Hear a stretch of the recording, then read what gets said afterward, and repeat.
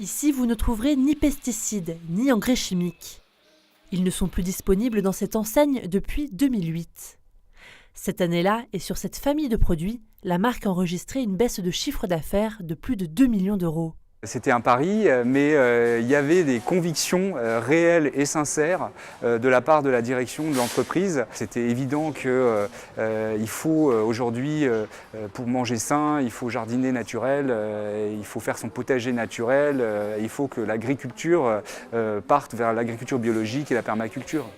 Un pari réussi donc pour l'entreprise aux 2200 salariés.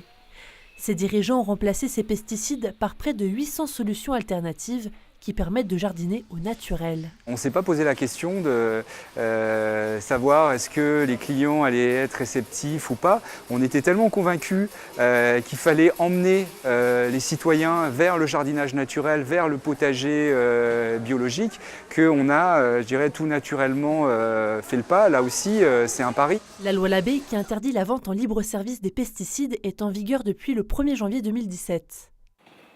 Malgré tout, certains commerces les vendent toujours. Une aberration pour certains clients. Et j'ai été surpris de voir que ces produits, pour ne pas donner le nom, ces pesticides étaient en vente et que les gens continuaient à acheter ça comme on achète du lait. Et donc là, je suis un peu révolté par ça. Dès 2019, les pesticides seront définitivement interdits à la vente pour les particuliers. Un moyen pour l'État d'atteindre l'objectif zéro pesticide dans les espaces publics ainsi que dans les jardins privés.